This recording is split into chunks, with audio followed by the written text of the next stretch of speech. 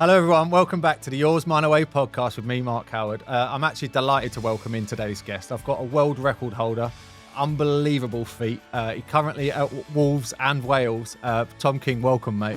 Mate, you know, like when it comes off your foot and you're thinking, oh, like I've really wellied that one. The local press, and he said that like, oh, we think that might be a world record, and obviously the next day got the text that they were going down there to go and do the full measurements of the pitch. It wasn't even anything to negotiate, mate. It was like, listen, just get me in the building and I'll show everybody what I can do. You have a lot of people saying like, it'll be all right, you can turn this around, like it's not the end. And Seli went like along the lines of, it could be the end. So many lads that were in for that space, and you stuck your neck out on the line for me, and you went to battle for me, like short sleeves and shorts. I'm not joking, it's probably the best session I've ever had, because I was just like, I felt like a kid. All the grass was wet and there were puddles and I was muddy and scratches, and it just felt proper free. What a save from Mark Howard. Hey there, I'm Mark Howard, professional goalkeeper and the host of the Yours Mine Away podcast. Today I'm thrilled to share my secret with you. When I got my hands on active collagen, it was an absolute game changer for me. As football players, we all want to train hard, play harder and recover faster. Since rupturing my Achilles 6 years ago, I've relied on collagen supplements to help me remain injury-free. After trying various brands, I found my perfect match with Uperform. Packed with 2 unique bioactive collagen peptides, it's the UK's #1 choice for both prehab and rehab. Say goodbye to injury worries and hello to enhanced performance. Collagen is key for your muscles, your tendons and ligaments. But here's the kicker, as we age, we lose it. Uperform's active collagen doesn't just replenish, it turbocharges your natural collagen production. Simply take 1 gel a day, it really is that simple. And for the result, feel unbeatable and keep playing your best game on and off the pitch. I wouldn't recommend anything that I don't believe in. Uperform is the real deal. And just for you, they're offering an exclusive saving. Click the link in the description below and use code MARK20 at checkout. Join professional footballers all over the world that now take active collagen to make injuries a thing of the past and recover faster. Grab yours now and transform your game. Hello everyone, welcome back to the Yours Mine Away podcast with me, Mark Howard. I'm actually delighted to welcome in today's guest. I've got a world record holder, unbelievable feat. He currently at Wolves and Wales. Tom King, welcome mate. Nice to be here, mate. Thank you very much for having me. Thank you for coming on. Obviously we've quite well connected anyway through Seli. I'm sure we'll get on to that. I need to talk about the world record goal. Yeah. Obviously playing for Newport, punted it 96 metres. Yeah, wellied it, mate. Yeah, the old see him off his line number, do you know what I mean? But no, it was honestly like, it's something that we worked on, that we were going to try and like look to play short and then pretend and then kick it long. And mate, you know, like when it comes off your foot and you're thinking, oh, like I've really wellied that one. And it was a windy night as well. And I thought, got lucky with the bounce. It just skidded right off on that wind. And I was like, because it's downhill a little bit, Cheltenham as well, isn't it? And it's proper gone off. And I was like, couldn't believe it. Like, but there was no one there. I know, and that's like, people say to me all the time, like, why didn't you celebrate? And I'm like, was I going to run the full length of the pitch to celebrate with no one in the stand? Like, it would have been good, like having obviously the home fans on a bit of a nibble up as well. But mate, honestly, but the thing that proper crossed my mind was if it was like an indirect. Obviously, I didn't know if goal kicks were an indirect. Yep. Goal kicks are indirect, aren't they? Well, you'd have thought so, wouldn't you? But obviously, you can't score from an indirect. No, you can't. No. Yeah, so that's what obviously in my head I was thinking.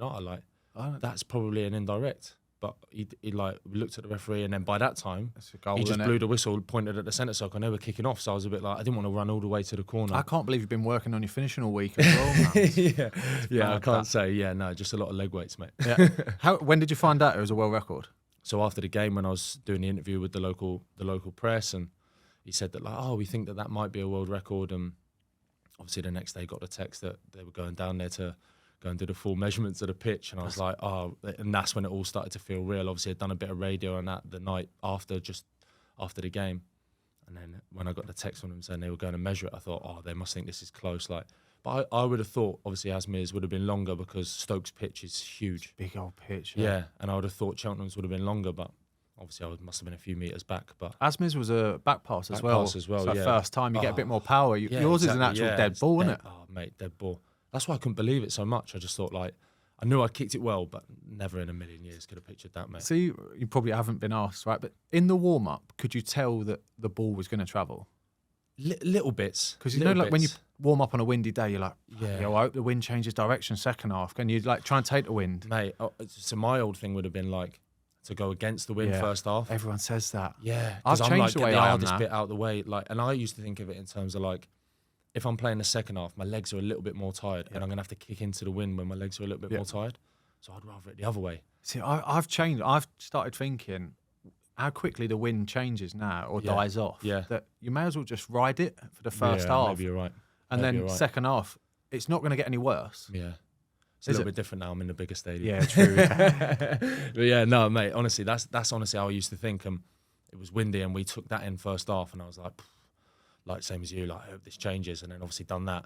It's the only shot we had on target all game as well. No way. They battered us. That was the best League Two team I come up against, mate. That Cheltenham team with Michael Duff as the manager. Yeah. They were incredible, mate. Incredible. They're going to get promoted that year. They did. Yeah, won it by a mile, mate. They won it by a mile, yeah. They were really good. That's class. Good, all right. Congrats as well on the new deal at Wolves. Thank you very much. Obviously, we'll get into this now, right? But we're quite well connected, obviously, through Seli. Seli's looked after you your whole life, really. Pretty much. Yeah. And like, obviously, I've worn his gloves for pretty much my whole career and that. And we've had the same struggles sometimes of being out of contract and that. So it's really good to see you doing really well. And obviously, at a club like Wolves, an unbelievable opportunity that you were never going to turn down. Yeah, for sure. Oh, mate, there was no other choice. Obviously, got the call from Tony Roberts in the summer.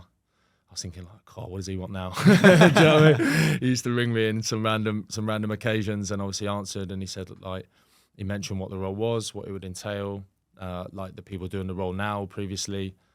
And we just had a bit of a chat, and he was like, "Do you want to do it?" And I was like, "Well, I've not even got to think about this." And obviously rang Seli, and I said, "Listen, like, he's mentioned this, blah blah blah. Let's see what we can do." 3 weeks later, mate, I was on the way to Wolverhampton in the car. Yeah, there wasn't even anything to negotiate, mate. It was like, listen, just get me in the building, and I'll show everybody what I can do to the best of my ability. Yeah. And I think that, like, the best compliment I can pay to myself is within 3 months they've offered me a deal to extend it, and I've obviously shown the right people what I can do. And the thing is you'll probably be able to agree with this as well. Is like, I've always known what I can do. It's just about, like, the luck and the opportunity. When the luck and opportunity arises, like, to be successful in this game, you have to be lucky. Yeah, and I've been extremely lucky that someone of Tony Roberts' caliber even just has a job like Wolverhampton, for example. Like, he got that job through an old assistant manager who ended up getting a job, Bruno Lage. And, like, he got that job luckily, and then he bring me in luckily, and it's like I've just wanted to do the best for him to show that his opinion mattered to everybody at the club, and I think everybody at the club went, "Oh, right, like, we can see why you brought him here, like, top character, top guy," and it was just one of those things that I've always known I could do that at that level. It was just about having that opportunity. Someone to give you the opportunity, for sure. And these opportunities don't come, and I feel like I've really, really, like, maximised every last inch of my opportunity. Do you know what I mean? Which is obviously why they. Yeah, but that's full credit to you, exactly. And that they wouldn't have offered you a new deal if you weren't doing everything right. I think so. You briefly touched on it then about your role changing. Mm-hmm. Is that the best way of putting it? That you just have to understand how your role's changing? Yeah. Because, you know, like, we've all done that. We've all gone to clubs thinking, I'm going to be the number one, I'm going to play every game. And then the first game of the season, you start on the bench and you're like, this isn't what I signed up for. But, like, if you know in advance, look, this is the role that you're going to partake in. Yeah. Your Saturdays are going to change. You don't have to gear up to play, but we need you to help everyone else gear up to play. Yeah. But it's understanding that from the start. Yeah, for sure. I mean, listen, ideally, I'd have loved to have gone to a Premier League team and played. Like, that's fantasy land. Do you know what I mean? Which is, from the body of work I'd produced so far in my career, to go to the Premier League and play was a fantasy. So I had to look for another way in. Yeah. So I knew that if I could get in the building and showcase my talent, like, the way that I've dressed it up in my head is I will eventually get a chance to do something. What that might be, I've got no idea, whether it be the Carabao Cup game or anything. I had to convince myself in my head I'll eventually get a chance to do something. And then it's what I do with that opportunity that will entail what the rest of my career looks 100%, like. That's brilliant. And that's where, like, obviously I've spoken on several occasions about, like, to use Seli as an example. Obviously went in at Brighton, like, didn't have the best of luck at Sunderland, I don't think, with the managerial changes and stuff. Went into Brighton and now he wears the number 1 shirt.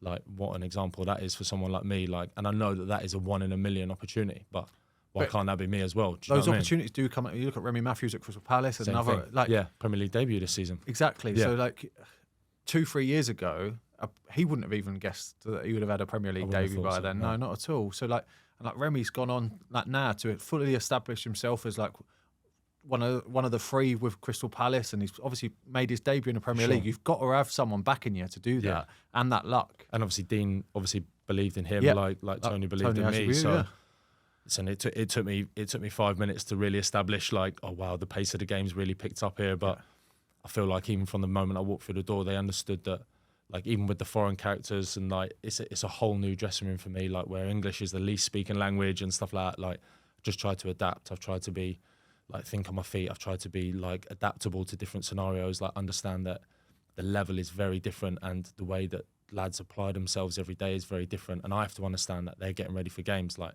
my high point of the week is training. So I know that if I give everything in training, but some lads don't really work like that. That's not really a foreign way of working almost sometimes. So I have to understand that, and just to try and push lads. And like I said to the club staff when I moved, like when I first came in the interview before, they were like, oh, what do you think you'll bring? And I said that, like, I can be a really good link between the young lads and the senior lads, I feel like, because, like, I can talk to them.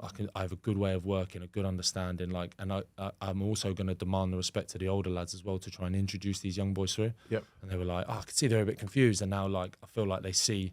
Obviously, we've had horrendous injuries this season. We've ended up with like 5 young lads on the bench, and it's like, I've got to keep, like, listen, lads, this is the level. This is the level. This is the level. And they're like, I feel like I'm having an effect almost, which is everything I needed to hear. And having someone like you in their ear, because the actual starters can't be like that all the time. But having someone behind them like yourself that's telling them, this is the way it is, this is the standards, this is what you need to do. Yeah. Enjoy this moment, but this is what you need to, like, what to expect. Mate, 100%. Where, like, you've got like 11. They're coming to the level for the first time, like I am. Exactly. Do you know what I mean? Yeah. So we're all learning on our feet, which is amazing. But no, to see someone like the way that they've developed, so like we're starting an 18-year-old up front for 2 games, and 23-year-old, like 22-year-old, sorry, the week before that, and it's like just a lot of young bodies and a lot of fresh energy, and it's like they just need nurturing, and a lot of they love doing extras, mate, and they look at me and they can't believe that I'm like, yeah, come on, I'll do another shooting drill. And they're like, what, really? And I'm like, yeah, come on, we'll do it. And they're like, oh, this is amazing. Like, we've never had, do you know what I mean? And it's like, I love that, mate. I love that, just that me versus you, like, and I'll just stay out all day and do it with them, and they just die with laughter, mate, because they're like, well, you just don't stop. And I'm like, yeah, like, it's what I'm here for. But like, then that's why you also get the respect of all the other players as well, because you're the one that will go first one, put your hand up. Literally. And literally. I think it was Andy Lonergan that said it to me the best. He was like, everyone else gets judged on a Saturday. He goes, I get judged every day of the week. Every day, mate. 5 days a week. So, like, you have to be on it. You can't have a bad day in training. See, like, Jose Sarr can train terribly throughout the week. Yeah.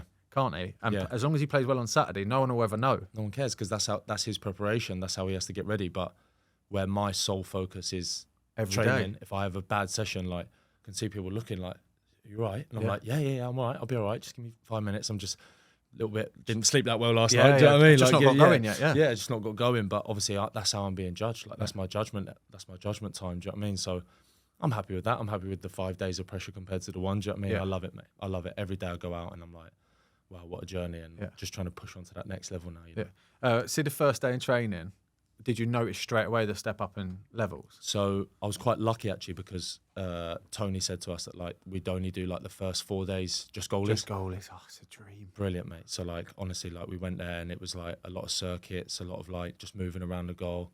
Like, that's the way that he works. A lot of crosses, finding timing, and then by that time, like, I could see, like, with the other goalies, how they were training the level and how quickly they were moving around the goal. Like, even the young lads, like, really, really, like, moving around the goal. Yep. And I was like, all right, cool. Like, gonna have to step this up. Like, gonna have to really step this up. And then ended up going in with the first teamers for the first session, and just kind of like, you know what it's like, mate. You don't think about it, do you? You're not overthinking. You actually puff up your chest a bit more, and you think, I'll show them. I'm gonna show you. Do you know what I mean? Like, like a lot of the boys, like, it did give me a tickle. Like, so they're like, oh, where have you come from? And I was like, oh, my last team was Northampton. And they're like, what league? And I'm like, okay, like, I'm going to show you lot now. Like, and then, like, I could see the look of surprise on their face. Like, you save a couple that you probably shouldn't save, and it's like, this is the level. And I'm like, yeah, this is the level. This is what I can do. Like, trying to dress up Northampton. Yeah, I'm just in my head, I'm thinking Atletico Northampton. Yeah. What country is this? Do you know what I mean? I'm like, all right, okay. But no, like, it was, do you know what? It was the best thing they could have said to me, because it was like even more like, right, I'm really going to show you lot now. Like, you're gonna know the level by the time that we're finished. And now even they just look at me and they say like, okay, like you've really stepped it up. But like I've spoke about it loads before, but you know, like even if you put Alisson or Edison in League Two, Yeah. a few games in, they're going to go, don't really like this, because it's a total different game. Like, you're facing and like they're 15 crosses they're a the game. best goalkeepers in the world, and For like and obviously their quality would show through because they're 10 times better than the goalkeeper I've ever been. Of course. But like once it gets to that situation and they go, this pitch is crap. These footballs are flat. This one's an old ball, isn't it? and like the weather conditions. I know we all play in the same country, but it's different when you play on a terrible pitch or Literally. the stadiums are open, it's windier. Yeah. And once you start factoring all these sort of things in, you realise not that nice in like the lower leagues. Mate, you can see like obviously even in some of the FA Cup games, obviously I know some of the elite boys they get moved out when they play some of the FA Cup games away, but it's never easy, mate. It's different. It's a completely different game, mate. You're facing untold amount of crosses. You're not like some of the players that you're playing with don't understand their roles and responsibilities as well, and they don't understand the shape and stuff like that. And it's not as easy to pass out because a lot of the lads aren't on the same wavelength all the time. And mate, it's a completely different game. And I'm not to the point where I'd say like some of them would struggle. They're elite level goalies, like their quality would shine through eventually. But of course it would, yeah. it's not as easy as just going like, well, I'll just go and play at any level. Like, But when you then also like daft things like getting changed in a porter cabin at some grounds, or like freezing cold tiny like changing rooms. You've got to take your own underarm and your grip socks, and you've got to take all your own boots and gloves. You imagine telling like a Premier League goalie now, right? You take your own boots to the game, mate. It was so this year. I worked it out with a friend of mine yesterday. This year was the first year in 5 seasons I've not had to wash my own training kit every day. Yeah. Wow. And they're like, and all the boys are like, wash your own training kit. Yeah. And I'm like, that's a lot of clubs. And they're like, no way. And I'm like, yeah, like wash my own training kit, take Under Armours to training every day, take socks. Spare kit because you've got gym in the afternoon, so you've got to take 2 kits, got wash 2 kits for the next day. How many times have you turned up to a game and there's like no socks or no pants, and it's like, oh, I forgot your Under Armour today. Like, you're right just to wear none. It's like, it's -4 and down. Do you know what I mean? Exactly. Like, yeah. But like these are the sort of things that Mate, like they people don't think don't about. actually like. they don't think about. Yeah, they wouldn't think about though. Yeah, and I've tried to maintain a lot of that, like myself. Like, I won't let the staff at Wolves do too much for me because I'm like, listen, I'm not about all that. I like Clearly don't wash your own gloves, by the way. I'm like, oh, we can do this for you and do that, and I'm like, no, I'm fine. Like, I'm a grown man. I can do that all myself. Like, don't worry about it. We don't need to overdo it. Just take my boots and my socks, and that's enough. Like, I'm all right with that. Do you know what I mean? And I think they respect that in a way that I've not just gone like, oh, right, I'm here now, like completely switch off. Do you know what I mean? But that's also another example to set for the younger ones that are travelling with you. If you're going, no, this is how it is. Like, if you ain't got it, stop asking for it. Sort it out yourself. It has got to the point now where I've stopped asking, like after games, like, oh, do you guys need help with anything? Because we have such an untold amount of staff that they're like, Kingy, seriously, go and get on the bus. And I'm like, all right, no problem. Like, I can do that. You've got to be able to enjoy it as well. For sure. Right, I've got a couple of quick fire questions for you now. Of course. Catch or parry? So this is an interesting one. I've I got like a bit this. of I do like these answer for ones. this. So all the best saves you've ever made would be 100% Paris, yeah. So obviously I saw Colsey's interview and it's catch. Obviously a goalkeeper coach is going to say catch. We all want the perfect save, but all the best saves I've ever made have been Paris. 100%, yeah, because they're the I'd rather have the fingertip extending. 100%. I'd rather have the catalogue of unbelievable worldies. Yeah, so, yeah. I'm going to go Parry. Yeah, that's a great shout. Yeah, to be fair, you never see a highlight reel of anyone catching the ball. Never.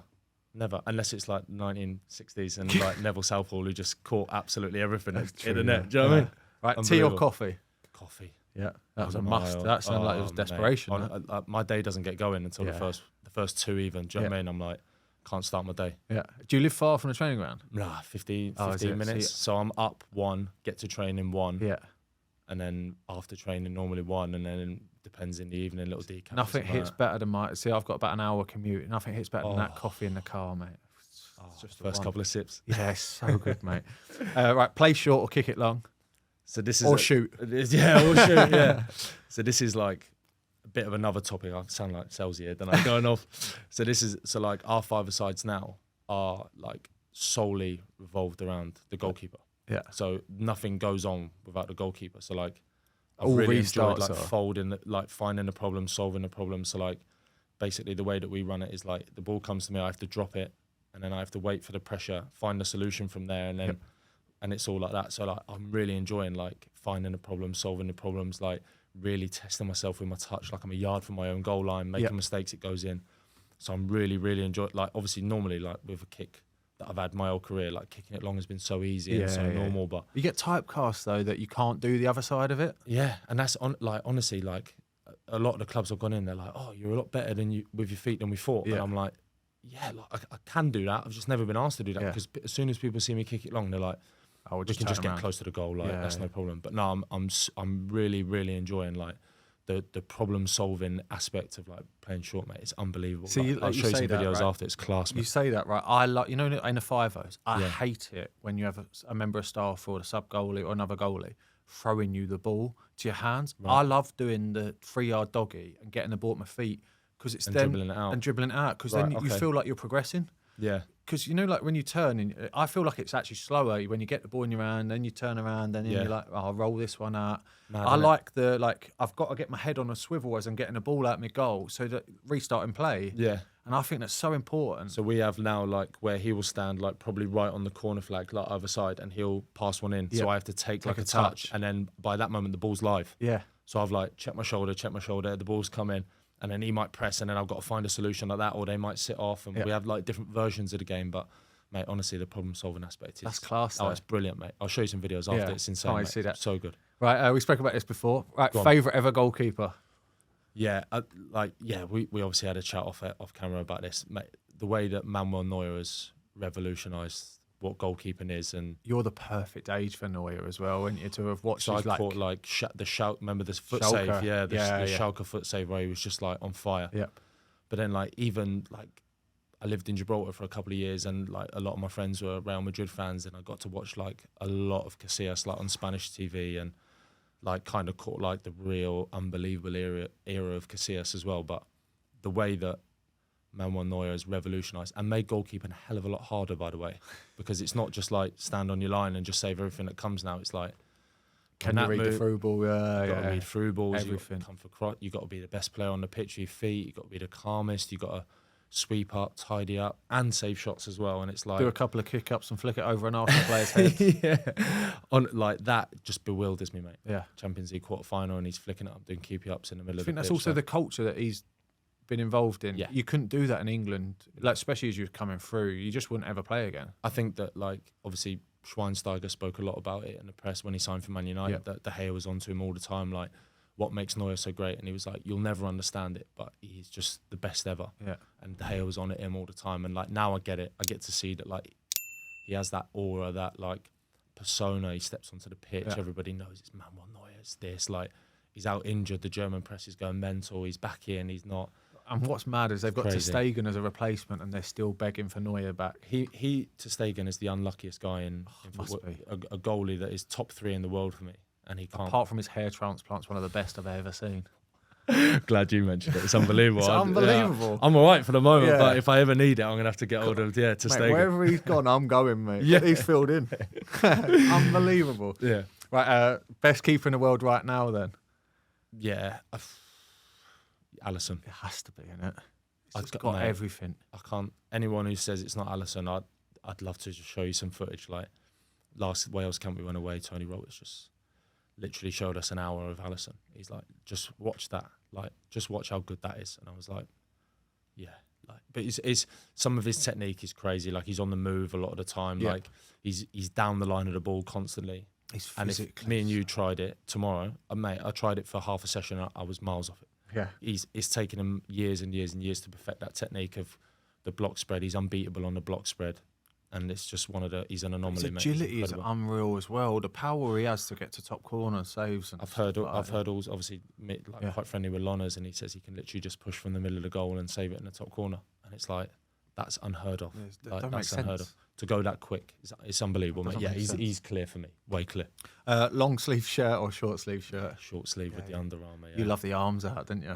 I've had a couple, but I get Selzy again. He says that like obviously the arms get slippy, and he's like, don't let your arms get slippy because if you basket it and scoop catch it, if they get slippy, it might go through. And I'm like, it's so in my own head. So yeah, I'm normally. Bit of friction on there. Normally the Under Armour, but like if it's ridiculous, I'll go Selzy's only sold you that so you don't have your tattoos on display, mate. 100%. You know. Right, movie or box set? Box set. Yeah. What are you into? I've done all the classics. Done all the classics. Breaking Bad, yeah, Prison Break. Prison Break, yeah.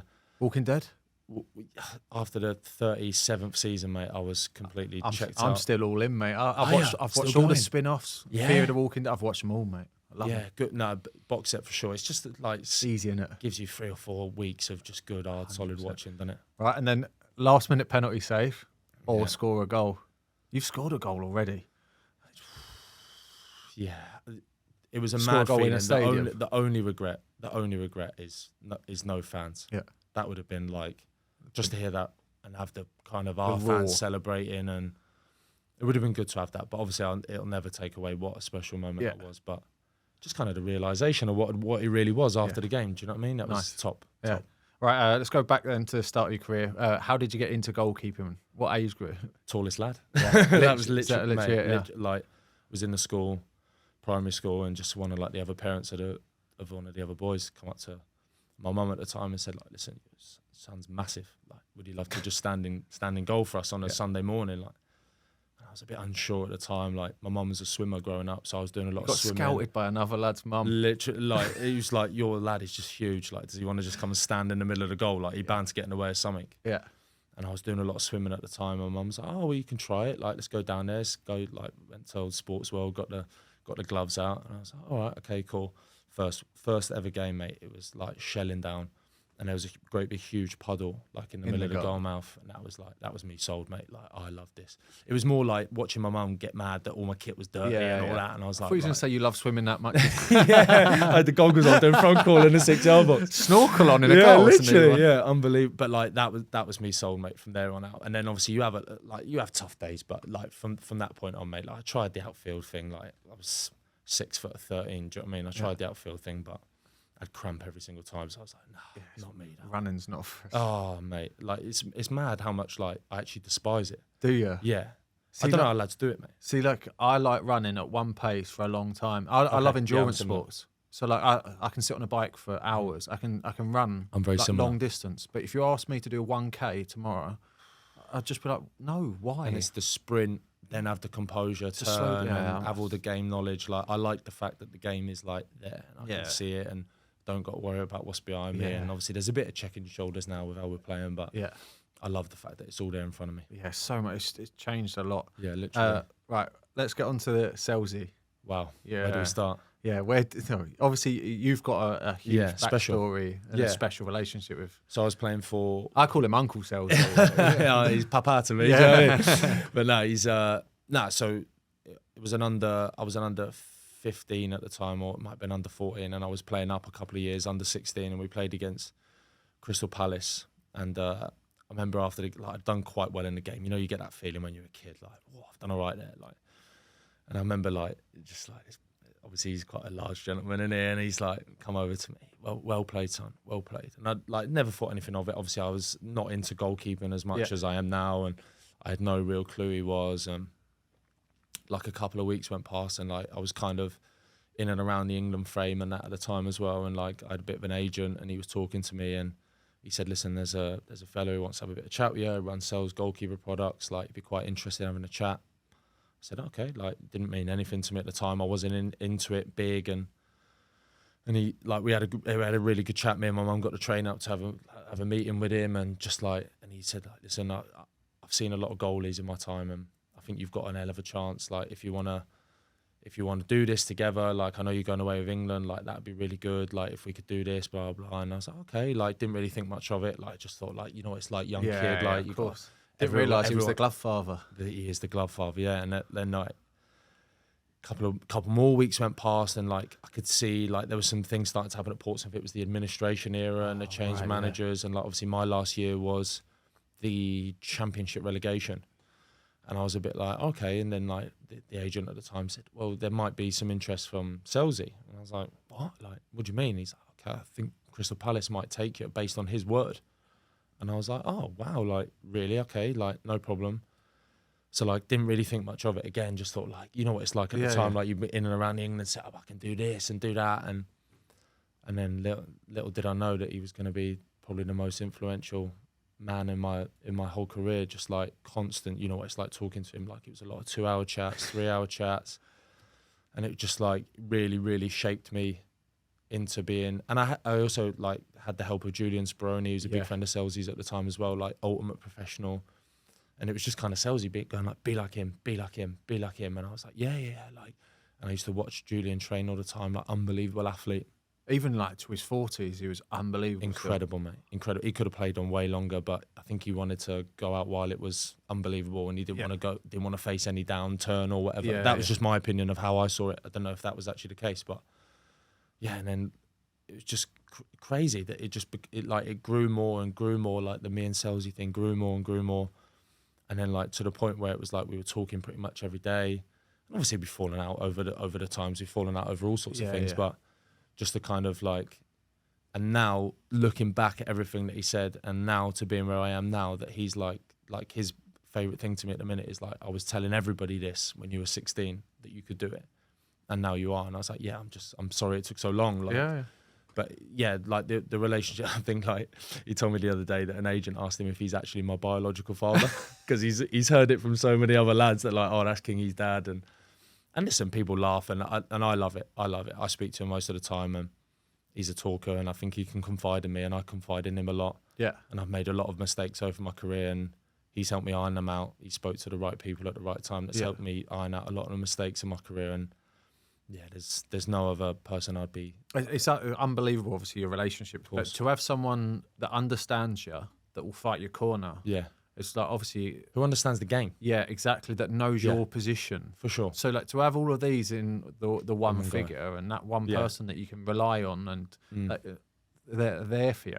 But he does like, obviously he does a lot of work for you. He's done a lot of work for Remy. He's done a lot of work for another young goalie at Palace, and he did a lot of work for all the young goalies at Palace, and any young goalie who rings him and asks for his help, like he will just help anyone.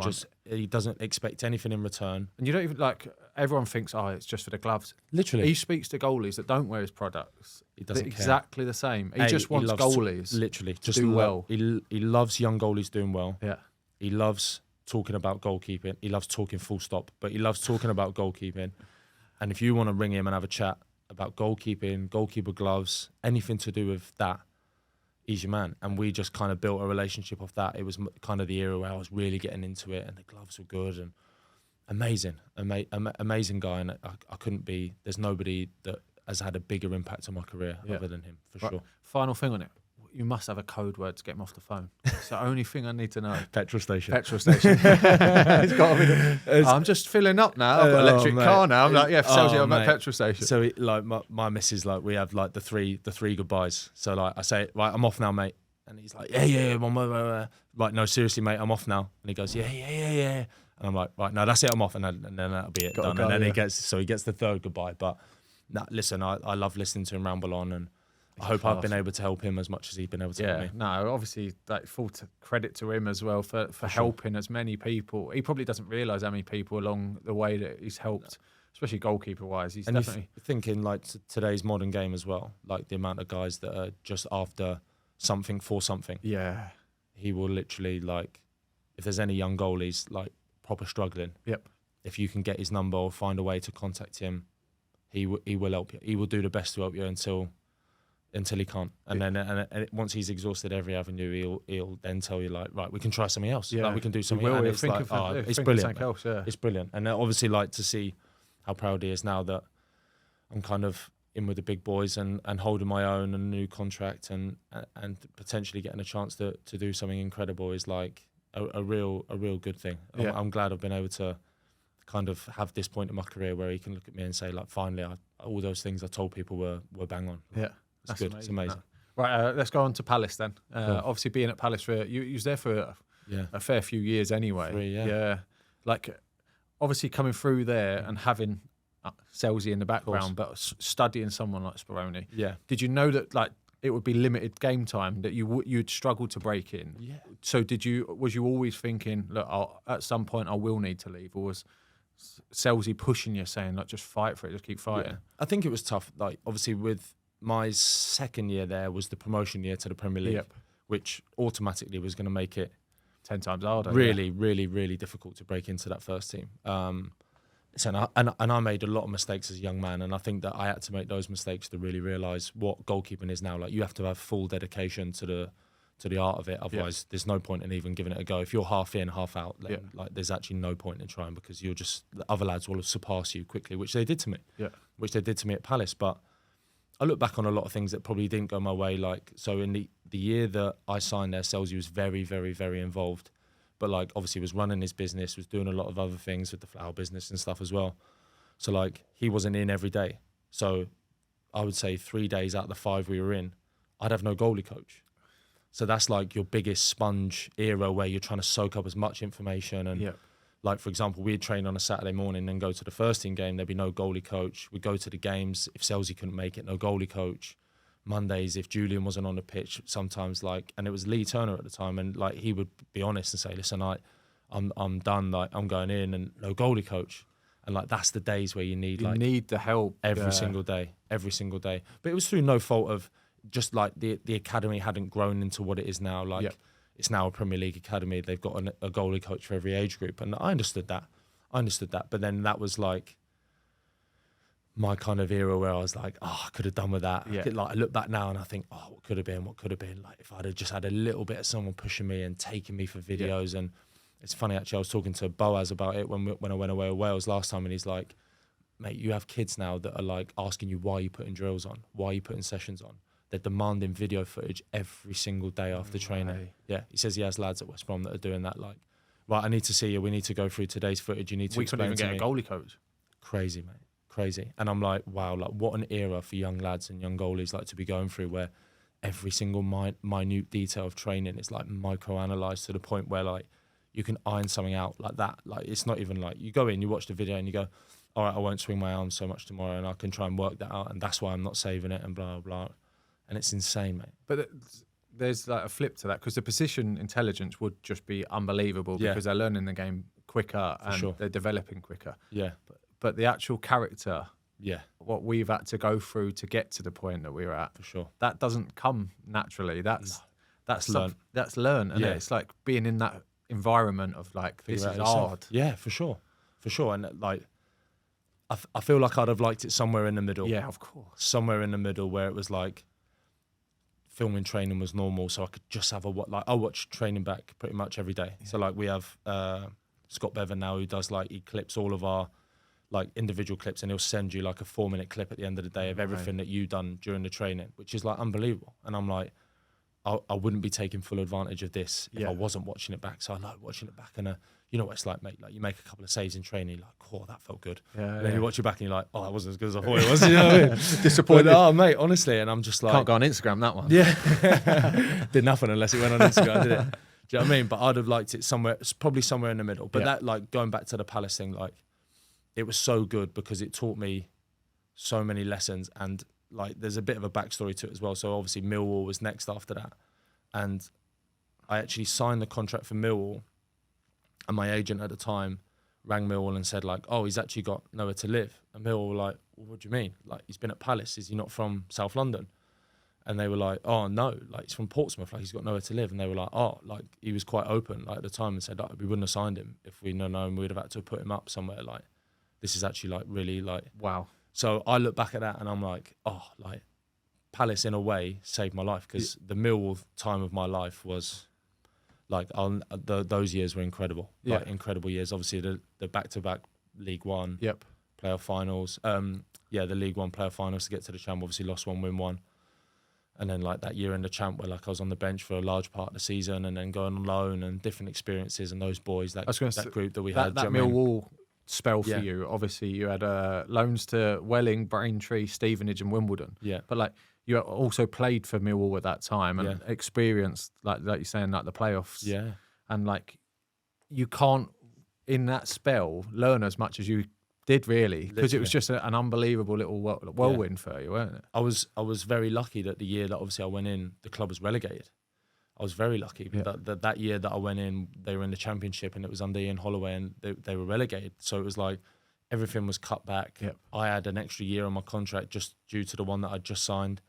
A lot of the lads were up on contract at that time, and obviously then Neil Harris ended up getting the job, who was the under-21s manager when I'd signed as an under-21 as well. So it fits perfect. So, but none of that would have happened unless I'd have had Palace, because they wouldn't have even batted an eyelid. That's like, crazy, isn't it? Madness. Just by an accident, right? Just by like, oh, is he not someone's mistake? Yeah, incredible. And that's why like those, and obviously having Kevin Pressman as a goalie coach and at the start, and then obviously going into Lee Turner by the end, like someone who I'd had at Palace as well. Like it was just crazy, like the full transition of how the club was, obviously getting relegated and getting promoted back, obviously all in that short spell of time. Like, and that group of lads we had was incredible, and none of it would have happened without Palace. Yeah, crazy. yeah, incredible. Yeah, you obviously clearly enjoyed your Millwall time though. Yeah, but how difficult was it going out on loan each time to try and prove yourself? Yeah, you know what it's like, mate. The first one is always the hardest. Yeah, it is. Because like you don't know your level yet. I had no idea. I just knew that it was the conference, and I'd played in. Yeah, I'd done this and done that, and then you go and you make the first mistake, and you're like, oh, that why does that happen? Yeah. And then you make the second one, the third one, but all the time you're learning, you're just picking it all up, and it's hard. But the only thing I wish I'd done is taken more of what I was about into that rather than the other way around. Yeah. Like they kind of probably affected me more than I've like had an effect on myself. But at that young age, it's difficult to go and impose yourself how you would like to. It's easy in hindsight. Of course. And my first loan, I was sent back. Yeah. I was sent back because they were like, we were bottom of the league.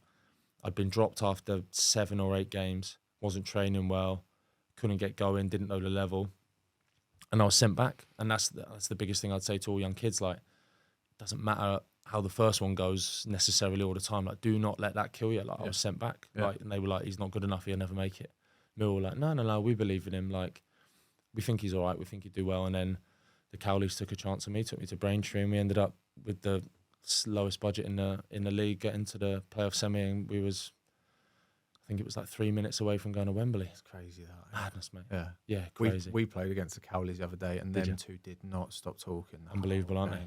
They're unbelievable. They just didn't shut up. Their attention to detail, and obviously at the time, like they were PE teachers. Yeah, they were doing the Braintree thing part time, and their attention to detail, like you could tell at that moment they were going to do something. I didn't know what it was. Obviously, the Huddersfield thing ended up being the highest they've ever managed, but I knew it would be somewhere along those lines, but I didn't quite know where it was. But they were incredible for me. Like, kind of my first day in the building, they were like, "Listen, we know what everyone says about you. We know what Welling have said about you, but we've seen enough. Like, we've seen enough to know that you're going to do all right." So, yeah, I have a lot to thank for them. They gave me a real like a jump to where my career's gone today. Yeah. And then the year after that, Millwall said, "Oh, we saw enough at Braintree for you to be the number 2, and if we need you, you'll play."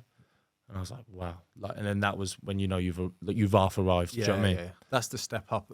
That's the vote of confidence that you need. Sometimes you need that like reinforcement from a manager to go, "No, you're ready. You are ready." Like, all the stuff that you've learned in the past, you're ready for it now. Yeah. And like after being sent back, obviously, it's not ideal. Obviously, I'm not saying that to all young kids, like, oh, if you're sent back, it'll be fine. It's not fine. Like, you need to regain your level quickly, otherwise it can disappear as quickly as it appeared for you. Do you know what I mean? But at the same time, I was like, oh, I know I can do it. I still know I can do it. I just don't know at what level or what. And then like the Welling thing, I made like some proper good saves that year, and I was like, oh no, like all I needed was someone to put an arm around me, and that was unusual for the National League at that time. That 2 managers were that smart that they could have that man management to do it. Because normally it's all like not good enough, out, not good enough. It's quick changeovers and short contracts and stuff, and they really put an arm around me. Even when I made mistakes, they were like, "Nah, it's fine. Like, we know what you can do." Like, just a bit of faith, isn't it? For sure. It seems like obviously with a few people, it's just keeping the faith yourself, because you've got enough positive people telling you in the background it's going to happen. Just be patient, and like it's so important. Important that enforcement from behind. Yeah, that you know, like, no, this is what I'm doing. I'm doing things right. But obviously, every now and then, there's a curveball that happens, and it makes it difficult. And my curveball was not the next loan. Stevenage went okay, and then the next loan after that was Wimbledon, where I was given a chance, an unbelievable opportunity at an amazing club to go and play in League One, which I knew I could do. Obviously, I'd spent the year playing most of the games for Millwall, just under half the games for Millwall, so I knew I could play that level, and just like couldn't get going, mate. Yeah, couldn't get going completely. I don't know what it like. I'd probably overdone the summer, if I was completely honest, which has been a big lesson for me moving on in my career. And then, like, we had we had some real amazing characters in that dressing room, but I just couldn't get going, mate. I just honestly everything, like even from the first training sessions, I was like, miles off it. It was a completely new way of working. I don't know if you've come across Ashley Bays. Yeah, I've spoke to him loads of times. Yeah, like completely new way of working, loads of tempo, loads of intensity, and it was something new for me, something that I'd not experienced before, and it was a big shock, and I couldn't get to grips. Just couldn't get to grips, and sometimes that happens. No, that happens, yeah. You get a new coach, you get a new way of playing. It was like somewhere in between playing out and playing long, and it was just all too much for me, mate. And I thought I'd cracked it because obviously the League One promotion, thought I'd cracked it, which is like a detriment to myself, which I'll never forgive myself for, because that was a huge opportunity to do something amazing with that group of lads, which ended up staying up on the last day.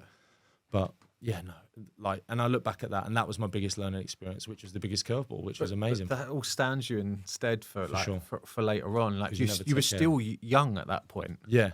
What was you, 21 or something at that 21, point? yeah. So like still enough time to turn it around. Still a whole career ahead of you. You know enough what I mean? time. But then and that's where Seli was so vital for me, because you have a lot of people saying like, it'll be all right, you can turn this around, like it's not the end, and Seli went like along the lines of, it could be the end if you let it be the end. Yeah.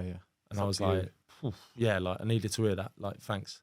And then that's when Newport came along. Yeah, Newport came about then. Obviously, you had a really you had a good spell there. Yeah, you played a lot of games, and obviously the goal and that you're going to be mainly remembered for at Newport. I think so. Yeah, but like that's obviously just part and parcel of it. Yeah. But was it more for you about just getting out and playing games and being someone's number one, or fighting for that number one place? Yeah, for sure. After speaking a lot with Seli in that summer, I just said to him like, what's going to be the best way for me to really get this back on track now? Like, I've gone half a season training with the under-15s at Millwall. Like, I was completely in the bin, like, fell out of love with the game completely. Yeah. And he said that, like, listen, the best way for you to do it is just to go and play an absurd amount of games and just rekindle that love, keep playing. And I think I ended up starting the season with Newport with, like, 5 or 6 clean sheets in a row. And I was like, oh, this is what it's about. Yeah. Like, this is what it's about. League 2, like, can get in and amongst this. The pitch was nice at the time, obviously. that goes south out. And then obviously three months in was like the happiest moment of my life, my first Wales call up. Yeah. And it was like, wow. That was like when I was like, oh, okay, like your career might be a little bit different than you thought it was going to be when you were sat on the bench at Wimbledon last season. Just for that recognition as well of like... For sure. Yeah. And I got like, I'd say I got lucky. Obviously going to a Welsh team helped a lot. Just kind of sparked their interest a little bit. Obviously, there's not a huge amount of Welsh goalkeepers currently playing at the minute as well, and there wasn't even at that time either. So it was interesting. And then I got lucky because Tony Roberts and Tony Strudwick at the time from the Wales setup, they were just like, okay, we'll just go and watch him. And it's probably one of my best games of that season as well. So there you talk about that timing and luck. And then I was talking to Danny Ward about this last time. I have basically my whole career to thank to his firstborn child, because the reason I got the Wales call up was because he couldn't fly to Azerbaijan because of his firstborn child. Yeah, so I was like, my whole career is because of your firstborn child, and he's like, all right, I'll let her know. That's funny. So that's how I got my first chance. And then I just like I said, I just tried to maximise that opportunity with Tony Roberts and a lot of the Wales coaching staff, and obviously got another slice of luck that when Giggs obviously left the managerial post, Rob Page, who was the assistant manager, who was quite fond of me, and we had a good relationship through some mutual friends and stuff. So we talk about that luck and that time in, and it was just like everything fell into place, and a lot of that was on me because I was able to maximise the opportunity that they'd given me, that Tony had given me. And obviously if my technique and my standard and my quality wasn't there, he'd have just binned me off after the first one. So I have a lot to thank for that, but obviously I owe an indebted amount to Tony Roberts as well. And then obviously leaving Newport at the end of that season, I think it was just the COVID year. Yeah. And like, obviously we were in the same boat where you're like, don't know where the next job actually is, because football had changed. And if you were out of contract at that time, it was scary, weren't it? Proper. Like, you was like, this could be the end of football. Like, and obviously we lost the playoff final as well. So I was like, okay, like if we win the playoff final, it might give me an opportunity in League One, maybe potentially. And then to have like no opportunity, and it was like, oh, like, and I remember obviously speaking to Seli, and you were dealing with the same sort of thing. There's loads of us in that boat at that time, and it was like, what can we get? Like, what's out there for any of us? Like, and it was a real scary, like, kind of like breaking point in my career where I was like, it's either going to be like all in here or or nothing. Because contracts were getting stripped back, like financially. Proper. They were It's still taking a toll, mate. You're still feeling the toll now, mate. Contracts were getting chopped in half, if not worse. Proper. And everyone was looking for that free loan move. And anyone that was in contract was getting moves. That you was like, why are they not signing goalies? And everyone was going that emergency loan route, just saying, oh, we're going to have one number one. And if he gets injured, we'll sign someone on loan. You're like, incredible. That left so many goalkeepers out of work. Still to this day, mate. There's still like, obviously, I think they need to address that rule probably, because I think it's unfair on the young kids who travel to every game with no real hope of playing. Like, they're never ever going to play, and I think it's killing a lot of young kids, and I think it's tough, and it's killing a lot of lads who have experience. Like, I'm not saying they should just be handing out contracts to anyone, but there's a lot of good experienced goalies who are just not getting chances just because clubs want to try and take the financially. Yeah. There's got to be a rule in place that they have to have two of their own first team goalkeepers. I think so. And then if there's injuries, or even if you wanted to sign another loan on top of that you've just got to carry the burden. Yeah. And then like I've got my another, like, people are going to be listening to this thinking like, this guy's just got slice of luck after slice of luck. But so my partner's from Manchester, and I was on my way to visit her for her birthday, and I got a call from Gary Bowyer, who was the Salford manager at the time. He said, like, where are you? Like, your agent says you're in the car on the way to Manchester. And I was like, oh yeah, like, why? And he's like, do you want to come train with us for a couple of days? And I was like, well, yeah. Like, luckily got boots and gloves in the car. I was like, all right, I'll come in and do a couple of days. Obviously, Salford, there was a lot of like media hype around Salford at the time. Obviously, so many years in League Two, they wanted to get out and do this and do that. And I just thought, all right, well, I'll go there. I'll give it my best chance and see what happens. And yeah, they ended up offering me a contract actually on my missus' birthday, which was like 2 or 3 days after the training and stuff. So yeah, I think it was out for a meal at the Ivy or something, wasn't it? Mate, honestly, like we was up having a drink, and I just got the text through saying like, yeah, it's all done. Like, just go and sign it tomorrow. Like, and it just that slice of luck, mate. Like, she was living in Manchester, I was going there, and like, we didn't have to relocate, and it like meant that we could get closer and like get to know each other properly a lot more and live together and do all that. And it fell into place, lovely. Honestly, like, so many different bits of luck at different times and different, like, if I hadn't have had boots and gloves in the car at that time, and crazy, mate. When I look back at it, real like mad slice of luck. Yeah, real mad slice. I'm going to put some boots and gloves in. Yeah, keep them in there. No, you never know. You never know. I'm driving to Madrid. Right, obviously, again, you had a good spell at Salford until they signed Cairnsey. Yeah. And then obviously it became then a battle for a battle for the two of you. You got given an ultimatum whether to stay and fight for your place because he was going to play, or to go and obviously explore our avenues elsewhere. Yeah. What goes through your head during those sort of talks? Tough. Like, probably one of the toughest conversations I had. Obviously, we were 4th or 5th in the league at the time. I was well over 50% of clean sheets. My save percentage was high. Like, I love to keep an eye on stats. I don't think they tell the full story, but they can tell majority of the story. And it was a new way of playing. Obviously, Neil Wood had come from Man United Academy. It was a new way of playing for me, and I was adapting all right. And then, just like, obviously, Kenzie came in the building. I knew him and one of the assistant managers had worked together before, and I thought, okay, I see the connection, no problem. And then, like, you start to get that feeling. The manager starts talking to you a little bit less, and the coaches start, when you look their way, they look the other way. And I was like, okay, I can feel what's coming here a little bit. Yeah. And he said, like, listen, if there's an opportunity for you to go and do something else, go and do something else. If you want to stay, fight out, stay and fight out, it's no problem. And then, we played Northampton. It was the first game I was on the bench, played Northampton. Kenzie won't mind me saying this. He made a mistake in the first game. And I was like, okay, I might get my chance back here. And then at half time, I see the ball go up, and it's the Northampton goalies come off. Lee Burge come off. So I spoke to one of my friends at Northampton. I said, what's he done? He said, he's torn his calf. I said, okay. Leave it with me. Leave it with me. Straight on the phone to Selzy after the game. I said, Selzy, I think we might be saved here, mate. And 2 weeks later, I was on the phone to John Brady in the hotel away at Cheltenham away. Ironically, at Cheltenham away in the Papa John's trophy. And it was like, get yourself, when you're back in Manchester, pack your things, come to Northampton. And then I ended up, I played 8 games in a row, 8 or 9 games in a row. And then, the manager, John Brady, made the decision to put Lee Burge back in, which was his decision. Obviously, I wasn't going to bemoan that because... No, of course. If he's done well before that, he played so well, an injury. He played so well.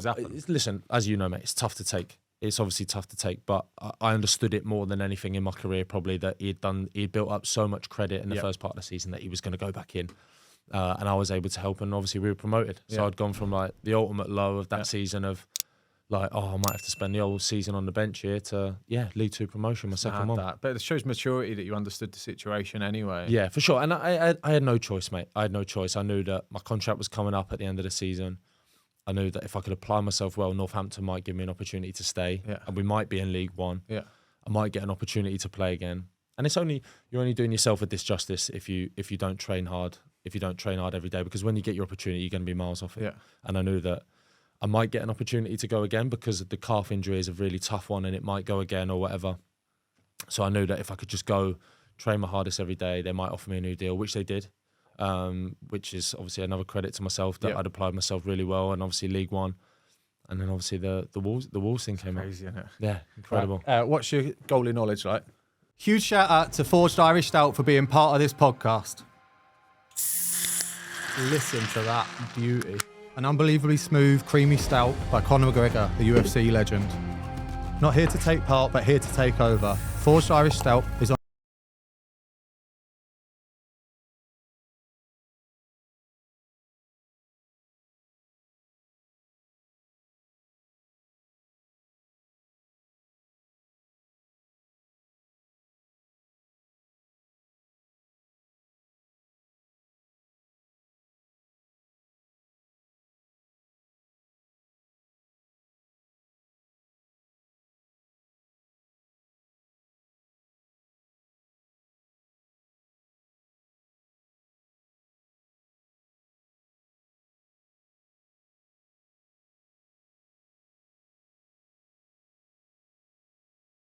You know I'm going to do the quiz now. Not good enough for the quiz, but good enough, I reckon, yeah. I can't. Sells you will love listening to this, by the way. Don't. He'll know every answer, no doubt. He thinks I'll stitch him up. He still thinks I'll stitch him up. So, goalie or no goalie, right? So, I've actually got 5 goalkeepers for you that were in the squads of the last 5 squads that played against Wales. Amazing. Okay, yeah, we've had some obscure games as well. Yeah, exactly. Like so I've picked out some random names that were obviously second or third choice for them, or you give me the starters. dirty looks when they're walking to the other end of the pitch. Yeah, I love it. You're not likely to play them again. So, exactly. Yeah, of course. Soon. And the 5 goalkeepers are actually 5 James Bond villains. So I don't know what your James Bond knowledge is like. Not unbelievable, but the names are incredible. Yeah. Okay. When I started Googling it, I was like, I love this. Yeah, you get me on a right tender hook here, won't you? Right, so number 1, Lucifer Safin. Not goalie. He's not a goalkeeper. He is No Time to Die, played by Remy Malek. There we go. Yeah. Great name, isn't it? Is that actually his name? The character's name. Lucifer Safin. Wow. What a goalie that would be. Do you know what? I have like a bit of a picture knowledge, and obviously I look at the team sheets and that when we get it through, and I didn't remember a Safin, but I had no clue it was that. Yeah. It was that cat. No chance. Nice. Right, number 2, Martin Bolka. Oh, goalie. Goalie, yeah. Yeah. Nice and Poland goalie. Massive, by the way. Is he massive? One of the biggest goalies I've come across. I played against him in the youth team when he was at Chelsea and I was at Portsmouth. Yeah.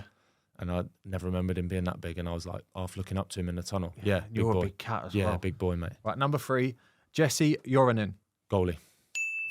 Finland, yeah. Yeah. You proper studied your goalies. Yeah, just a little bit. Yeah, not bad. For Venetia and Finland. Yeah. Right, number 4, Ernst Blofeld.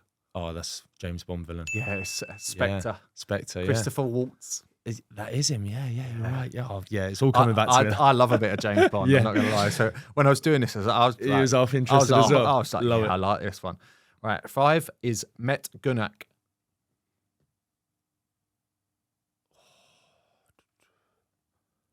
I want to say not goalie. Come to Besiktas and Turkey goalkeeper. Wow. Yeah. Really? He was third choice that night. Third choice that night? Yeah. Wow. Plays for Besiktas. Okay. Meet Gunak. Meets Gunak. There you go. Yes, I got him on one. He didn't get them all right. Okay, yeah. Oh, yeah, he's a big boy as well. Yeah, I remember him. He's another big lump. Number 6, Raul Silva. Got to be goalie. He's not a goalkeeper. He is Skyfall's Javier Bardem. He's hell of a villain as well, to be fair. Yeah, I'll take that. Yeah. Oh, mate, I've thought with a name like that, that's got to be goalie. Got to be a goalie, innit? What a goalie name. Yeah, what country would that be from? Silva. It's like, I could have played against him in a friendly, innit? Right, number 7, Arsen Bulgarian. Bulgarian. I can't even pronounce that, He is a goalkeeper for Armenia. Yeah, Armenia, yeah. Is that one? Okay, yeah, I got. How much does he look like Bruno Fernandes? Yeah, could be, I was saying this to Owen before, right? I was like, how much does he look like Bruno Fernandes? It does, He yeah. goes, who's Bruno I Fernandes? got an especially dirty look from him, so yeah. Did you? Remember that one? Yeah, they love a dirty look. The foreign goalies as they walk past. Yeah, they love it. Don't mind it. Intimidation. Right, 5. Right, number 8, Dominic Green. I'm gonna go. Not goalie. He is not a goalie. He's Quantum of Solace. He is Matthew Amarak. There you go. Do you know what? Give it away a little bit because you were saying like teams that we've played against. Yeah. And I was thinking we've not played against anyone that would have had like that sort of like it's quite a British name, isn't it? Do you know what I mean? Yeah. Right, number 9. Let me try and pronounce this. Nedeljko Labrovic. Nedeljko Labrovic. Wow. I'm going to say it's that. Goalie. He is a goalie. He is the Croatian goalkeeper. Okay.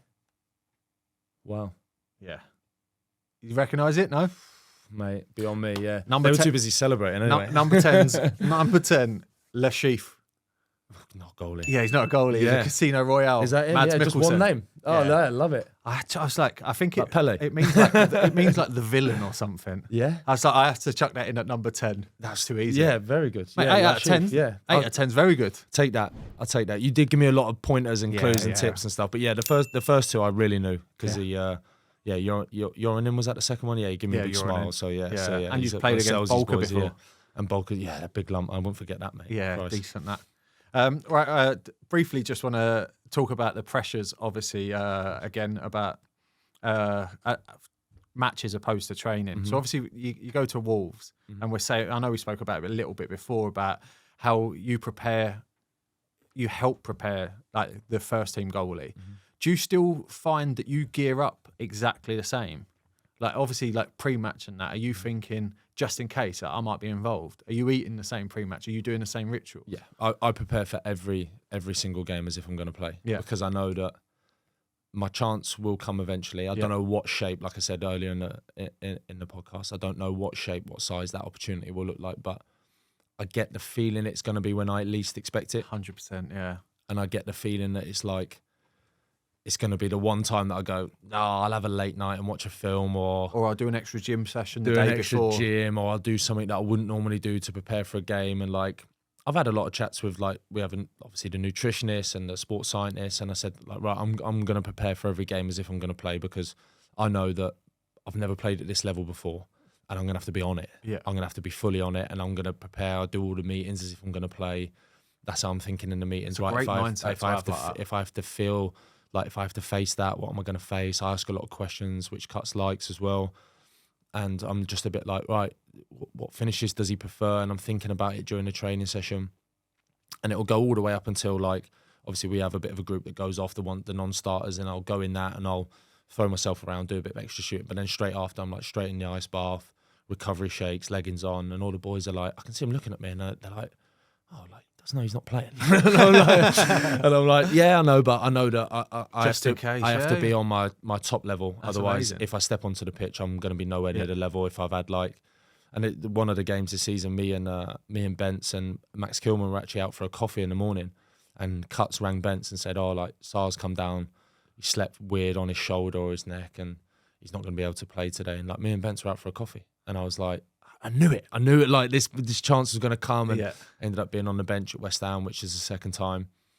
And it was like, I'm one slip away from being on the pitch here, and thank God I did the normal stuff that I do. I like a walk in the morning, a coffee, like stretch the legs. Thank God I'd done that, and not just stayed in bed, because I could have just like come down to pre-match. If I'd have not gone with Benson Max, for sure, I'd have gone down and just been like, oh, what's happened? Oh, you're on the bench. And then it'd have been panicky, whereas because I was out for a walk, it felt a little bit more comforting, and it was good. But yeah, no, that's how I like to do it. Yeah. And I know that I have to do the extras then after the game because of the pre-match and stuff like that, which I'm so easy about, mate. Like I'm a naturally hard worker anyway. Do you know what I mean? So all that stuff means nothing to me. But yeah, every single game, mate, is if I'm going to play. See, obviously, like the Prem boys, you don't really get days off anymore. I know, like we've said before, that you've always just got to be on to the next game. Obviously, literally. League One, League Two, National League, it's like Wednesdays and Sundays, and it's like a ritual. Literally. But there'll be times where you don't know your own schedule a couple of days before things are happening. I mean, we're still getting. We had 3 messages put in this morning about because obviously we play Man City, Liverpool, and there's one more, the Arsenal. We play all 3 of them, and now all 3 games, times have been moved because obviously constantly they want to put them on TV. They want those games to be on TV, which all the Premier League fans want to see, which we understand. But like now we're like 7:30 on a Saturday, then 4 p.m. on a Sunday. And it's like, it's just, and I'm trying to book things and do that. And it's just like, I said to my missus, like, subject to change in the message and stuff like that, like, which she hates, but it's unbelievable, mate. But TBC, TBC, subject to change to the missus in a chat. But no, she just laughs now. I think she's got to the point where she's like, listen, you're gonna get. She feels like me. I think she is along the same chance as me. She's like, listen, you've wanted this your whole career, like. Class. You're here now, you've achieved it. Let's really have a bash at trying to do something mental. And I'm just like, I'm glad she sees it like that, because there's been some times where, like, I think I've missed like 4 family parties at hers in a row, and just to change a schedule or something like that, which is completely out of our, and she understands that. She understands it's disheartening, but she gets it. Do you know what I mean? What's the unit like at Wolves, the goalie unit? Really good. Yeah. Good laugh. Yeah, obviously the introduction of cuts at the start of the season has changed it, and obviously he likes to work with 2 goalie coaches. So we've got Scott Bevan, who's out on the pitch a lot, who played a hell of a lot of games all over the EFL and stuff like that, which is a good experience. I remember watching him. He played the last portion of his career at Havant at Waterlooville, so I used to watch a lot of him when I was down at Portsmouth, which is like crazy. And then we also have a sports scientist now that's on the pitch every day. Like every day? Yeah. Have you got your own video analysis as well?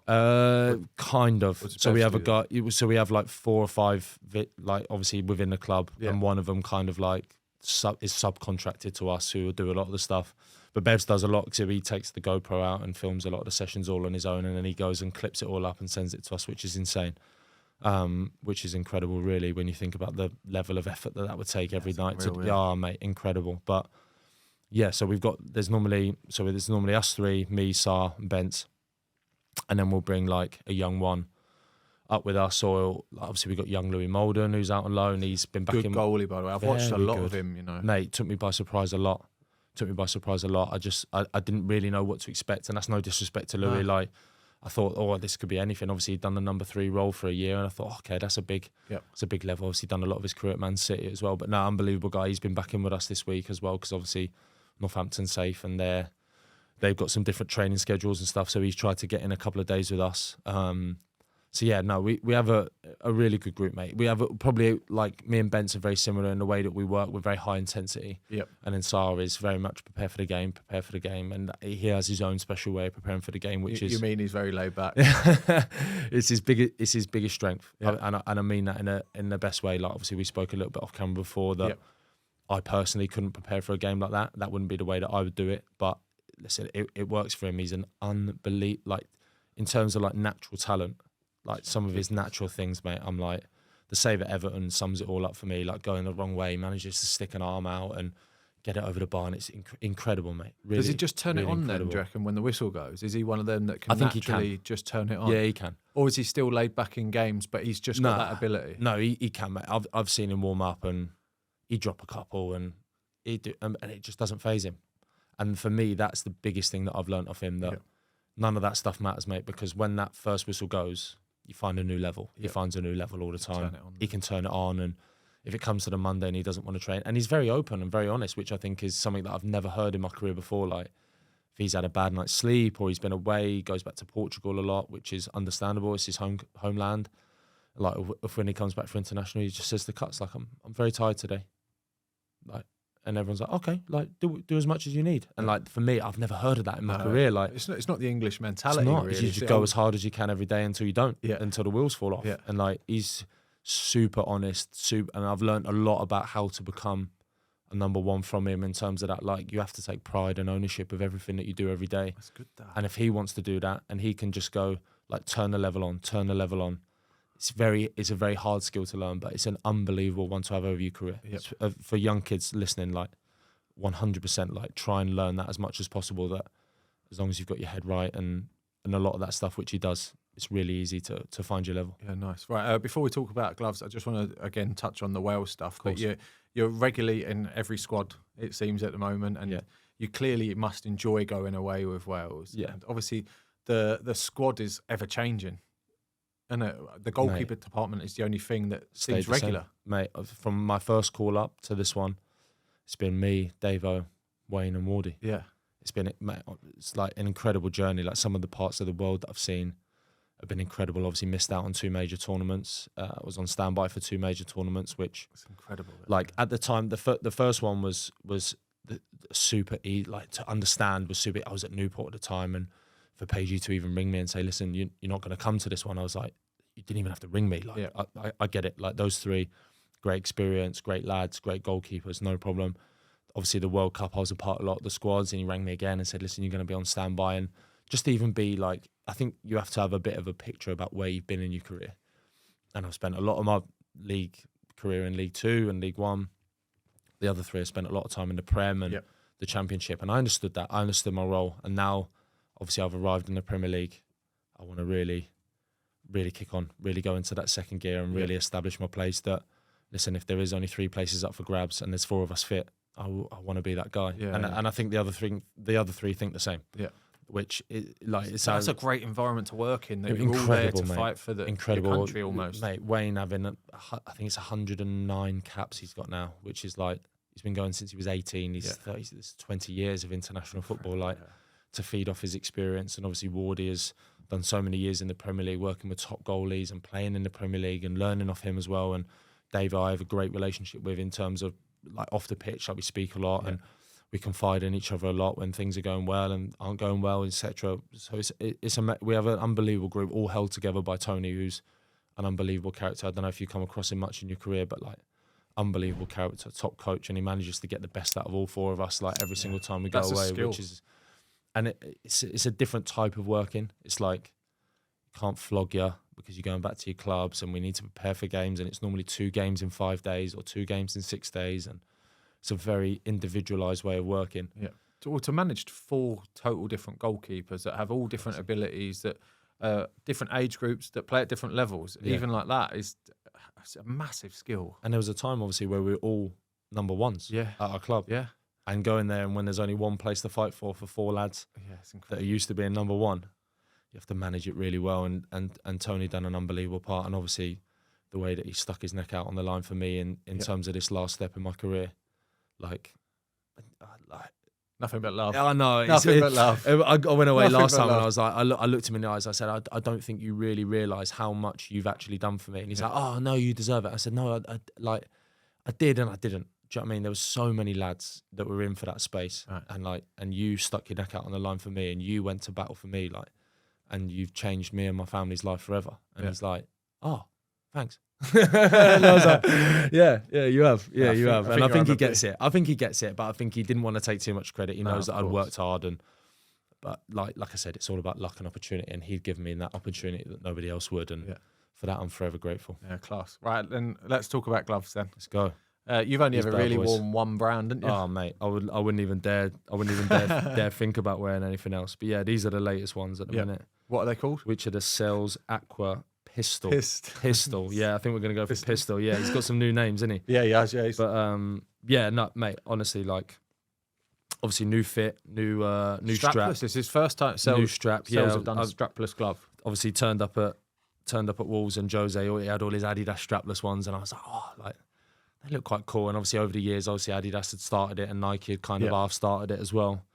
And it's interesting that he's gone down this line. But now, mate, honestly, I think that these are one of the top ones at the minute, and I think it's not long before you start seeing them more regularly in the Premier League for sure. Like, and they are already. But obviously, he's had a lot of unlucky with Sam, obviously, and Nick having long-term injuries this season. But mate, honestly, I couldn't. It's like they're made for my hands. These ones. I don't know if you get that feeling sometimes with gloves where you put them on and you go like. I was saying to you off air, I've hoarded a few pairs of the old ones that I loved. You know, like you always find one pair that you're like, they're the right ones for me. Do you have like a thing about like sometimes if things aren't going your way, you would change go something? Back to your old gloves? That's exactly what I mean. So like I'll go through like the new gloves and that and try them out and that, and then if there was a big game that I was like, we need to win this game, I need to play well, I'd go back to the old trusties like. And that's why I always used to hoard a few pairs it's all mental, mate, regardless of what. Obviously, I've had good conversations we've had this season. Like, you see me in pictures of wearing some old gloves and stuff. Why are you wearing old gloves? And I said, like, it's all mental for me. Feel different in them. Yeah. I feel like if I can get an extra 2% out of myself that session, I'm going to use the ones that I get an 100%. extra 2%. And like we were saying about like the look the part, play the part, about like obviously the white boots sort of thing. Yeah. I've worn the new Preds with the tongues and that, but I can't wait to put on a pair of white ones. Unbelievable, mate. They're just class. Unbelievable. Yeah, I had the white ones Seen through. you did, yeah. Yeah, I had the white ones through a couple of weeks ago. Like, honestly, you put them on and it's completely new. Yeah. It's completely, like, obviously I've had the black ones. I've had several pairs of the black ones. Just feel heavy, mate. Yeah. It just felt so heavy. And then but I also get the thing with new gloves as well. So if I put new gloves on, extra 1%. Yeah, you do. I try a lot of different cuts. Like obviously this one is a bit like, It's very narrow, isn't it? yeah, it's very narrow, a bit of a roll finger, but like I'm kind of Joanne's worst nightmare at the minute. I'm like, oh, maybe a negative, or maybe I've had a little bit more. Obviously, where a lot of my performance is training at the minute, I've had a bit more chance to experiment with some new things. So I've had straps. But that's so strapless. important for any goalkeeper that listens, is to try gloves, just experiment. Mate, try new boots, try them in different gloves, conditions. try different kit outfits. I've gone shorts, long sleeve, short sleeve. Try it just. Because eventually you will find the right piece of everything, and it will all come together like a jigsaw, and you'll, right, okay, this is what I am, this is who I am. The white boots, I don't care what anyone says.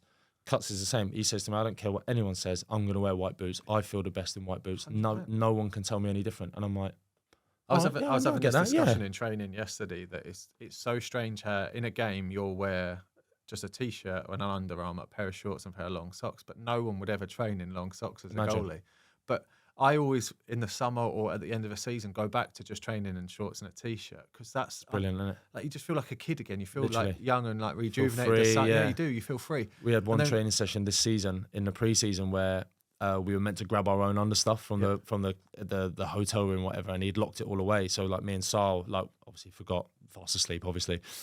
Like me and Sal, short sleeves and shorts. I'm not joking. It was probably the best session I've ever had, because I was just like, I felt like a kid. Yeah, all the grass was wet and there were puddles and I was muddy and scratches, and it just felt proper free. But you couldn't do that over a season, because you would have no skin left. Yeah, you would. You'd literally have no kneecaps left. It would just be grazed away. I see videos of Pickford obviously training now, even with the shorts on and that, and I'm thinking, you are insane. Yeah. My knees are being tatters. I don't believe he does that many dives in training. I think he maybe gets away with it. Right, before we finish, I always ask, well, let's actually, 2 questions. Cool. What's your release away from football?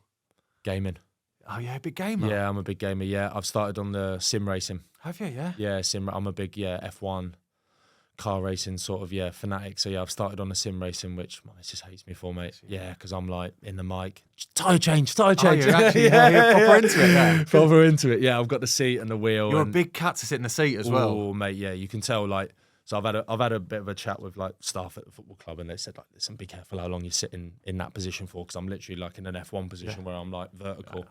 So they've said that, like, listen, if you get any stiffness, like, you got to be careful. So, yeah, I do the odd bit of FIFA, but yeah, my thing's gaming. That's like my proper release. Yeah, I feel like it reminds me of just being a kid, and obviously we spent a lot of time in lockdown and playing Warzone and stuff with my friends. Warzone, mate, incredible. See, like my little boy's only 7 and he started playing Fortnite, and I'm proper into it with him. Have you? Yeah, and I'm like, I'm 37. I need to grow up. Good, mate. I might have to get that back out. Yeah, that could be on the list. Oh, don't. He keeps on playing this gun game. It's on like this SpongeBob level, and it like you kill someone, it changes your gun every time. Oh, okay. Incredible. So like you could end up with like a bow and arrow. The next one could be a rocket launcher. Oh, it's class, mate. I'm a proper big to it. Brilliant, mate. Sounds terrible at 37. Right, finally, what does the Goalkeepers Union mean to you? Yours is a very deep connection one with Seli and Tony and like all the people that have done the most for me in my life have been connected to football. Apart from my mum and my grandma, you know. So it's all been like and the missus. God. And so like I wouldn't be anywhere without that sense of like together as one, and obviously I've played against you many a time, and before the game, after the game, you notice that with every game that you go to, like always say hello to the goalies. Do you know him? No, don't know him, but we both know how hard it is to do what we do. But you know everything about their game and that, their strengths, their weaknesses. Everything. It's weird. You just know everything. I have a proper like, which Seli has installed in me about being a student of the game. I watch things. I try and implement things. Like I watch all the training videos that come up. If you go on my YouTube, the most searched thing is inside training goalkeeper training saves. I'm just studying. If there's anything that I can find an extra bit of my game or something that I've not thought about, like with side volleys or set positions, or it's incredible. I just love the game of just being in and around goalies, finding out things, hearing stories. How does he do this? Oh, he trains like this. He does this. How does he perform? When does he do? Like, okay, what? And it's just I said it before, and I've just soaked it all up. The last 5 months for me, mate, have been the biggest learning point of my career by a country mile. I've learned more in the last 5 months than I have in 13 years. Proper student of goalkeeping. I just and Cuts has really fed into that with me. Tony feeds into it with me when I go away to Wales. I just love. Come on, and show me this. All right, have you got any clips of him? All right, right. Let's talk about this. Why doesn't this work? And we have conversations, and me and Cuts have it out during training, and I love it. And I say, why? Why are you telling me to do that? Oh, because I think I can get this out of you. Okay, I'll try it, and if it doesn't work, I'll go back to my way. No problem. Handshake. Let's go again. Class. And it's brilliant, mate. And I love it. I love trying to find that extra 1% because I know that I've not had that part of my career so far. So I really want to emphasise, because this might only be 1 year. Yeah. I know the way football works. Yep. This might only be 2 years. I know the way football works. So I want to get every last drop out of these 2 years. If it is 2 years, if it is 1 year, I want to get every last drop. That's because class. I know that if I do have to go on to something else after this, I want to be able to take that. Oh, what did you learn when you were with Jose? What did you learn with Bence? What did you learn with Cuts? All top professionals. What did you learn? And I want to be able to say, listen, okay, maybe we can do this. And it will help me with my coaching career as well. Yeah, 100%. Well, even your next 10 years of playing, mate, you've got so much to give. Oh, mate. And just that experience, I think people take you properly seriously when you've been involved in the Premier League. I think why it's I'm different. not taken properly seriously, Tom. I think it's different. I think it's No, I 100% agree. And I that's one of the things that people go, oh, you've had an unbelievable career, you've made it. And I didn't make it, never played in the Prem. And I still hold myself really. And I'm yeah, over 400 games. I think I've been on the bench 350 times. Yeah. And I still go, I never played in the Prem though. Yeah. And I still go, that's the one thing that, so really? For you to have that opportunity, mate, and to hear how much you're making of it and you're ready for it, it's really good to hear from someone that's towards the end of their career. Yeah, no, and it was a bit of a realisation. I was even talking to Dan the other day about it, and he said that he's now got a clean sheet in every league. That's class. And he was that was the real moment where I was that's really good. Yeah. And I was good. mate, that's insane. Yeah. I was mate, that's an insane feat. 500 games. The last 15 have been in the Premier League, and now you have a clean sheet in every league. That's brilliant. Brilliant. Just to know that was where he drew the line. Yeah. Mine's my clean sheet record. Really? It was 1 in 3. I'm 135 clean sheets in 400 starts. That's unbelievable, mate. So you're that. You always hold something, and you're no, that's what sets me apart. Yeah, I might not be the most glamorous goalkeeper in the world, but 1 in 3, I'll get you a clean sheet. Literally, bring me in and I can get you 1 in 3. Yeah. If that's what you believe is going to be the right target, then I can do that. Yeah. I've shown that I can do that. Through longevity. Brilliant. No, it's brilliant that you're making the most of every opportunity, mate. It's class to hear. So it's also, it's not only refreshing, but it's inspirational for even myself and all goalkeepers that listen. I think so. You're really pushing yourself. And listen, I'm only behaving as every lad who'd been given the opportunity that I've been given would behave. Yep. Should behave. You get the odd anomaly who let it affect them in a negative way, which I understand. I can understand how it would do that. There's a lot more money involved. There's a lot more pressure involved. There's a lot more status involved, and I get that. But I've kind of tried to separate myself from that and just say, my dream will consist of playing in the Premier League. And I don't know if that will happen, but if at the end of these 3.5 years, I can look back and say, I gave everything and it didn't happen, I'll be all right with that. Yeah, no, of course. But I was given the chance. Yeah. I was given the chance to be able to get that close to it, that it felt real. Yeah. Do you know what I mean? Yeah. And that was enough of it. But my line will be the Premier League game. That will mean more to me than I'd say the majority of a lot of the ones I've done so far, because it's that realisation in it, like you say. Yeah. No, honestly, Tom, I've absolutely loved speaking to you, and thank you very much for coming on. It's a class episode, this, by the way. Yeah, really. Thank you very much. Right, this has been the Yours Mine Away podcast. Please make sure you are following, please follow, and subscribe. This is the Yours Mine Away podcast with me, Mark Howard. Thanks a lot, guys. Tom King. What a save from Mark Howard.